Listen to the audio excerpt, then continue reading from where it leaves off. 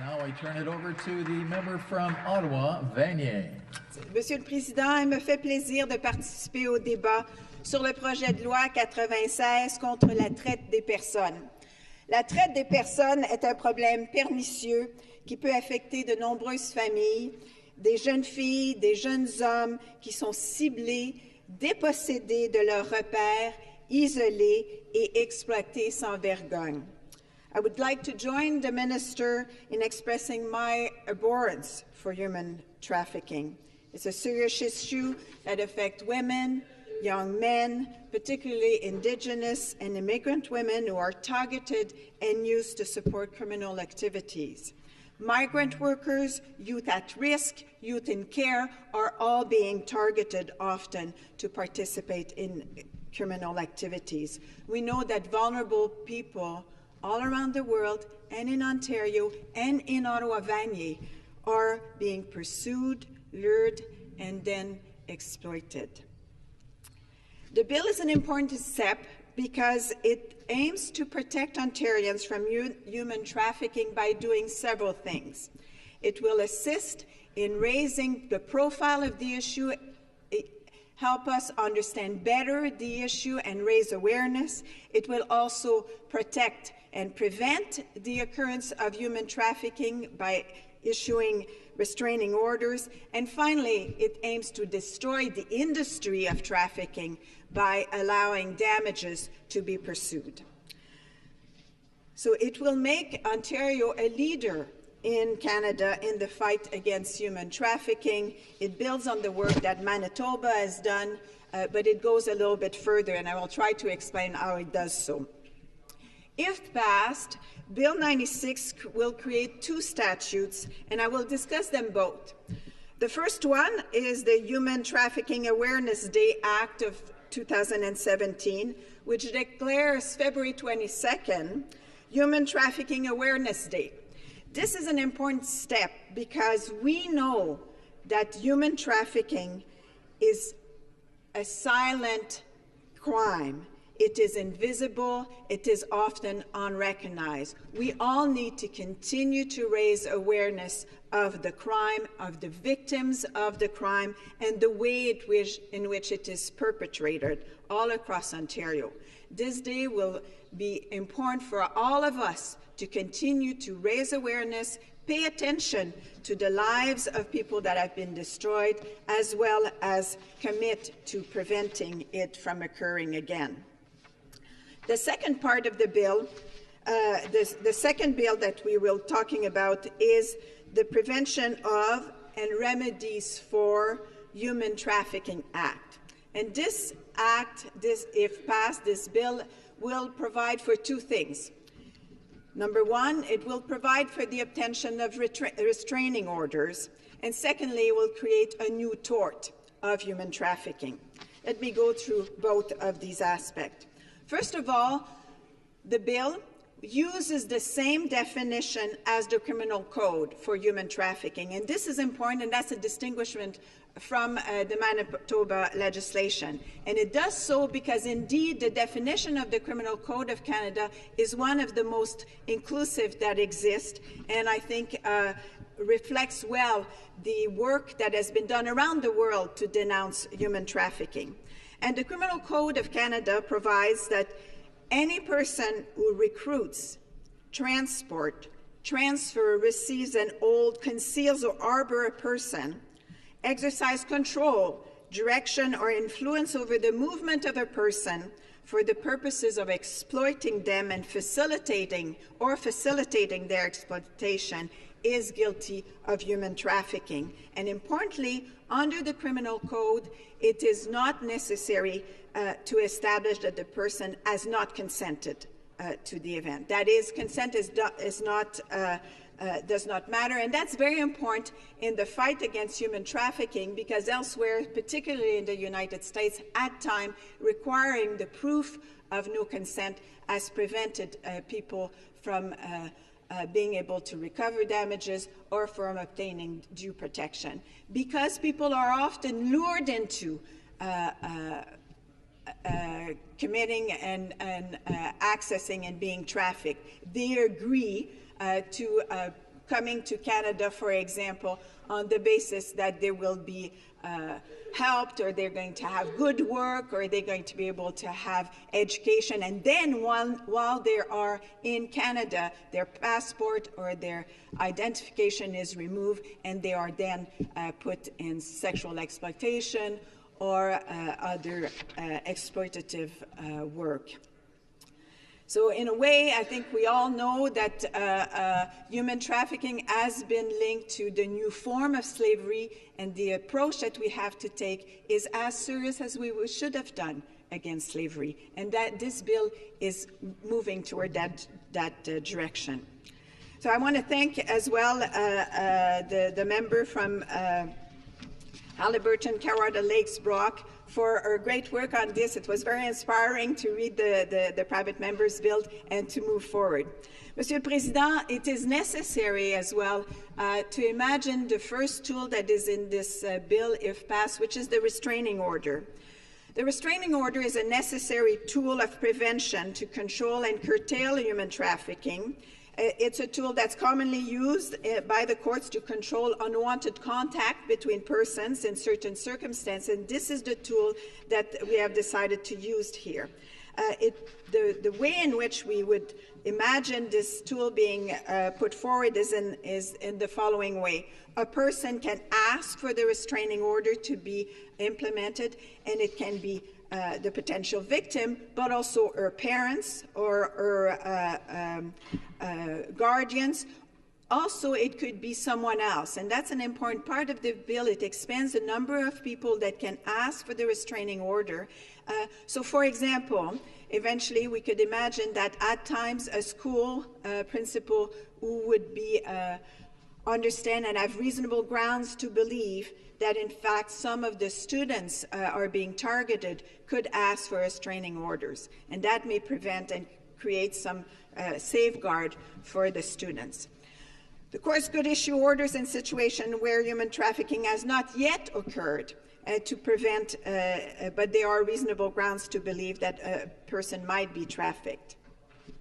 Certainly, the court will look at a variety of circumstances in order to decide whether a restraining order is warranted. For example, the respective age of the victim and the respondent, the victim's immigration status, whether the victim has physical or mental disability. Often we know that people with mental disability are often targeted by exploiters. The nature of the relationship between the victim and the respondent, whether the respondent is in a position of trust or power or authority in relation to the victim, the use of threats, any form of intimidation, the use of force, the use of deception, fraud, are going to be circumstances to look at. Also, very importantly, in the circumstances to look at, the bill provides that the provisions of alcohol or narcotics to the victims will also be circumstances to be evaluated, but because that is often the way in which the victims are lured into the activities and are lured away from their neighborhood. Also, I think we will, the bill, if passed, does provide a range of conditions that can attach to the restraining orders, and many of them, I think, reflect the good work and the best practices that exist around the world on restraining orders with dealing with human trafficking. Particularly, it may prohibit the respondent, who would be the alleged perpetrator, from communicating directly or indirectly, particularly by internet, with the victims, prohibiting the responding from attending certain areas where the victim is, specify the distance between the victim and the offender. For example, a school, prohibiting the respondent from visiting a school, a shelter, a youth facility, a place of residence, a place of worship, or a place of employment. Requiring the respondent to return documents to the victims, because often, in particular, passports or identity documents, because that is often what prevents people from escaping because the perpetrator has their documents and therefore they're at utmost vulnerability of being deported. It will also possibly require the respondent to return to the victim original or any copies of visual recording of the victim, particularly ones that would have been put on the internet, which would expose the victim to be recognizable, or have been indeed taken in violating of her privacy. And finally, prohibiting the responding from possessing, making, transmitting, or making available, or even selling visual recording of the victim, again, with that same provision to try to prevent the exploitation, the sexual of the nudity, for example, of the victim.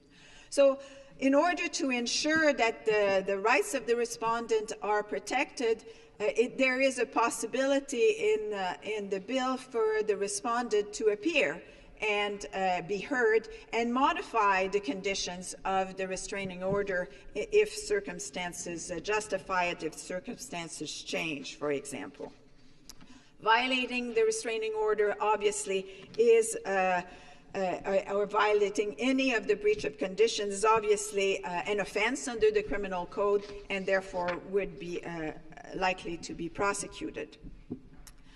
So I think it's important to recognize that indeed this restraining order is a stepping stone in understanding and preventing the occurrence of human trafficking, and will, I think, go a long way to empowering victims and community to respond to it in a proactive manner. Let me move to the second part of the bill that provides for the creation of a tort of human trafficking, that is a civil action that could be brought by a survivor against anyone who was involved in her trafficking. This includes anyone who knowingly benefited from trafficking and who facilitated the trafficking by concealing, destroying travel, identity, or immigration documents. The creation of a tort is important here because it is part of a range of mechanisms to put forward to deal with violation of human rights around the world. There's a large movement around the world to recognize that criminal law is important to fight human trafficking, but often it's not enough. We want to get to the way in which human trafficking occurs. It's because it makes money. And the way in which you can get at an organization that has money is potentially by hitting it where it hurts, which is to get money out of it. And I think the tort, although it's not going to be applicable in our circumstance, a new tort of human trafficking can go a long way to actually destroy the industry. And that's the reason why it is part of this bill. So this new tort certainly has other advantages. I think people that have represented survivors of sexual abuse and have the privilege of acting for women who have been abused in the past, suing can also be a way of telling one's story in an official forum and can have also an empowering and healing aspect to it. So the ability to control the process as opposed to being in the criminal court where you don't always control everything that happens to you is something that victims often search for. The ability to sue and confront the offender, not on the beyond reasonable doubt. In a civil court, it's mainly on a balance of probability, so it's an easier burden of proof. This ability to sue and obtain damages often helps victim heal in some fashion. Importantly, it can allow the bill, if passed, would provide for recovery of damages to the victim, but also punitive damages to get at the fact that money was made in this context. So that's an important way, and I think it reflects a little bit the best practices around the world in terms of how to get to human rights violations that have particularly pernicious effect on some of the victims. So civil suits may not always be appropriate in every case because sometimes it's hard to find the traffickers. They are often have disappeared from the jurisdiction. But nevertheless, it's important that there is a right of action in Ontario because we will be part of a larger place where no place else traffickers can escape, and we should be part of that network of places where it's possible to sue a trafficker. So let me talk a little bit about, I think it's important to see this tort.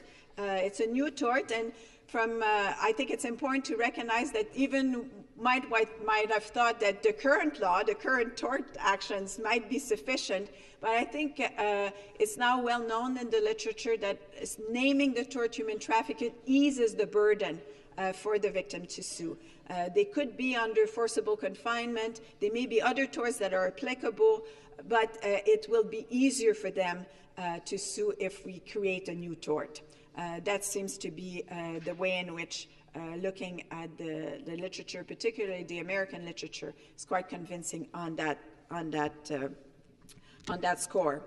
So in a way, the proposed tort is a way to hold traffickers accountable and hopefully destroy the industry in the long run. And it does give survivors the ability to have the harm that they have suffered recognized and some measure of compensation for everything that they have lost. Monsieur le Président, évidemment, ce projet de loi doit être lu dans le contexte global de la lutte contre la traite des personnes. It certainly is important to read this bill in the context of all the other actions that are necessary to confront human trafficking, and many of them have been mentioned by the minister, but let me just make sure that we look at this bill in its proper context. Certainly, criminal prosecution of traffickers continues to be of the utmost importance to dismantle the networks that exist, expose them, dismantle them, and bring to justice the traffickers. And to do so, we know that it's very difficult and requires specialized policing. And indeed, I think many of the strategy that is being discussed for the last little while has been about training adequately police officers, training adequately Crown officers, and also inspectors under labor standards, because many of the traffic people end up in sweatshops, and it's important that our labor inspectors are able to recognize the signs as to where people are being trafficked. So the bill, as was mentioned, aims both to deter and to protect human trafficking of young people to the sex trade or to prostitution, but also people that are being trafficked to labor, in what we call the labor human trafficking, that are being trafficked into places where their rights will be violated and they won't be paid and will be made to work for long hours without any protection. Migrant workers are particularly at risk in that context. They may have been lured by promises of big payout and arrive in Ontario and are unable to realize that premises and are put in dire circumstance where their right to health and safety is being breached, as well as their right to get paid for the work they have done, and sometimes are being shipped around so that they are unable to escape the trafficker's grasp. So, the initiatives that the government is planning to do is to certainly continue to train appropriately police officers, labor officers, Crown, to ensure that we are able to detect and support adequately the deterrence through criminal law of human trafficking. So I might mention that DOPP has laid the groundwork for a new anti-trafficking coordination office, which will be able to indeed help in coordinating all the efforts that are necessary. Particularly important is the goal of this office to respond to the needs of different municipalities that see that there is trafficking occurring, and also First Nations, who are particularly targeted at times. So the OPP is establishing a team to gather intelligence, share information across the province to proactively respond to and disrupt the human trafficking activities that are suspected. There's a human trafficking investigator course that has been developed that will be delivered to help officers navigate the complexities of identifying and gathering evidence of trafficking. Additionally, I think the government our government is creating a provincial human trafficking prosecution team that will be specialized in doing the work. So it involves obviously the coordination of an enhanced prosecutorial model that will ensure that specialized crowns with expertise will be able to work cooperatively with police and other partners to move forward on that score. Training is very important, we know, because there's something pernicious about trafficking. It's a crime that has networked throughout the world and also is well organized as an underground activity. So the same way we want to have trained police officers for gangs and for narcotics and drug, we need specialized prosecutors and police for human trafficking. And it's important that we recognize this need by doing additional training and support so that we get to be the experts in the field. The bill requires, obviously, not only, I think the bill is important because it will create new tools of prevention that I think will help as well our knowledge about what indeed is done and how it is done to enhance the criminal prosecutions of the perpetrators. So it certainly is important that partners have the knowledge and the understanding to move forward. So in that respect, I think one of the aspects that I want to mention is last month, the Ministry of the Attorney General hosted the Human Trafficking Summit for Justice, where different partners were there talking about sharing best practices. And the two-day summit had survivors of human trafficking explaining and detailing the painful journey that they've taken, but also police, crown attorneys, victim witness assistants, program workers, community service were all there sharing best practices. So I think we want to move a little bit from the impetus of this summit to make sure that we give the tool to all concerned to adequately support victims and also equip them to have the tools to protect themselves better. I want to also talk a little bit about the way in which there's been an amendment. The last point that I wanted to mention is that human trafficking will also be recognized under the Victims' Bill of Rights, therefore entitling all the victims to the same protection as other victims would require, particularly in terms of assistance during a prosecution, help, and having their rights respected during the criminal trial. Certainly, we know that human trafficking survivors experience incredible trauma. They require targeted services and support to help them recover. It's a long journey to recover from being trafficked.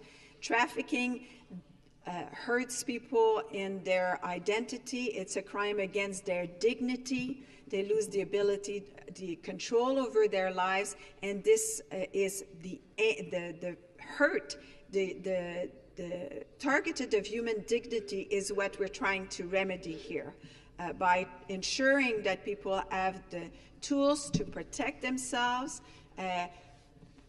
give the tools to the guardians and the parents and the community to ensure that we create spaces of protections for youth that would be targeted particularly, and eventually give to survivors the tool to stand in court and claim damages for what has been done to them. And I think that's an important aspect. We want to prevent, but we know that there are currently people around Ontario that have suffered great damages and that are hopefully wanting to stand up and hold traffickers accountable for what they have done and destroy their industry by getting at the getting some damages that will allow them to move forward. Les trafiquants profitent évidemment de la vulnérabilité de leurs victimes. Il nous incombe à tous et à toutes de mettre de l'avant des mesures qui permettent aux victimes de se protéger, aux familles de protéger leurs enfants de façon responsable. Le projet de loi, s'il est adopté, donne à l'Ontario un rôle de chef de file dans la protection contre la traite des personnes et j'espère que nous pourrons compter sur l'appui de tous les membres. Human traffickers prey on vulnerable victims. Through this strategy, our government is working across ministry, and I think that's an important part as well. This is such a pernicious problem that it requires a whole-of-government approach. It cannot be done just by the Ministry of the Attorney General or the Ministry of Women's Issue. It has to involve other ministries as well so that we make sure that indeed we see it, we name it, and we address it fully. For example, I think the strategy involves connecting with the Ministry of Indigenous Affairs, because Indigenous people are often overrepresented as human trafficking survivors. So the strategy to end human trafficking was in fact launched at the same time as and was part of a key commitment to the Indigenous community in Walking Together, which is the government strategy to end violence against Indigenous women. So it's important to recognize that it was developed, the strategy against human trafficking was developed with the Indigenous Caucus on the Joint Working Group to End Violence Against Indigenous Women. It was important to have their support and their expertise in developing this bill. It also benefited greatly from the new human trafficking coordinator at the Ministry of the Attorney General. And I think we are grateful to many of the survivors that spoke at the summit and elsewhere to make their voices heard, to make sure that what we are presenting today responds adequately to their need. And I was struck actually by the way in which the range of factors that are in the bill under Section 4.3 reflect very much the words and the story that we have heard from the survivors, the way in which the multiplicity of stories, the way in which some women or young women had been abused and taken advantage of in a context of a relationship of power, where they had trust. They had communicated on the internet with someone, they trusted them, and then were lured into criminal activities. Taking advantage of the immigration, the vulnerability as an immigration status was one of the stories that often was mentioned. Taking advantage of the mental difficulties, of addiction, all these difficulties, all the vulnerabilities that came from the stories of survivors are reflected in this bill. And I think that's the way in which we want to move forward. I was also struck by the way the range and the flexibility of the conditions that are being put forward on the restraining order. It seems to me that providing the restraining order to be tailored to the circumstances of the victim to allow her, sometimes him, to be better protected is what we need. There's a good balancing here, because if indeed the restraining order that can be obtained on an ex parte basis, that is without the presence of the respondent, is indeed too severe, and goes too far, there's a possibility for the respondent to come back and change the circumstances. For example, if the diameter or the circumstance where he or she cannot operate is too wide. So the bill provides this balancing act to make sure that indeed we protect the rights of everyone, but it pays attention, I think it's important, pays attention to the reality of what survivors are exposed, to ensure that the restraining orders responds well to where they are, where they were, and where they don't want to be again. So let me conclude on the fact that we recently announced the selection of the Ontario Native Women's Association to deliver the Ontario Indigenous Anti-Human Trafficking Liaison Program. So it's important to see that this is a partnership with the Ontario Native Women's Association that I think will go a long way to ensuring that we reach all the women that should be reached by this bill. And I think we should all commit to continuing the good work to maintain a prevention and awareness campaign on human trafficking as it affects Indigenous people. I want finally to end because of there's several province-wide human trafficking protocols that are also developed with children's aid societies, because that's another ways in which the other targeted youth are often the youth are in care. Vulnerable youth that can be easily lured by promises of money, promises of work, promises of reaching a new destination, promises of escape, promises of being together with a large group of people, promises of fun, and promises sometimes of access to alcohol or drugs.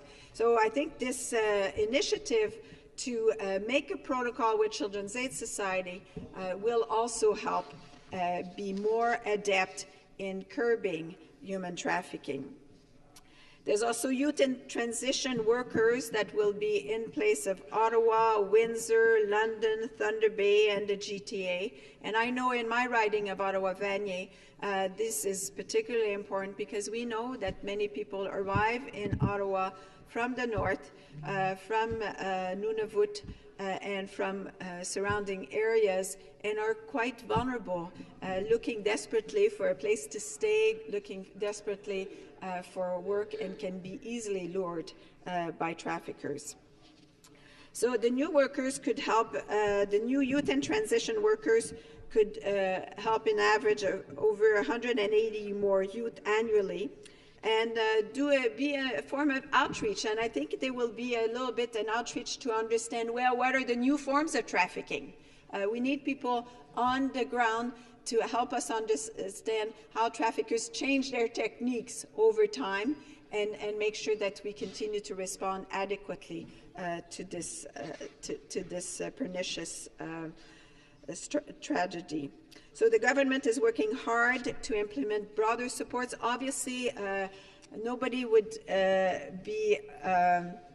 think that this bill alone will stop human trafficking, but certainly I think it goes a long way to helping give tools of awareness, tools of prevention, and tools to curb the industry. It also, in my mind, must be understood in the context larger strategy to alleviate poverty and to reduce homelessness that will also be necessary if we want to respond adequately to the plight of these young people.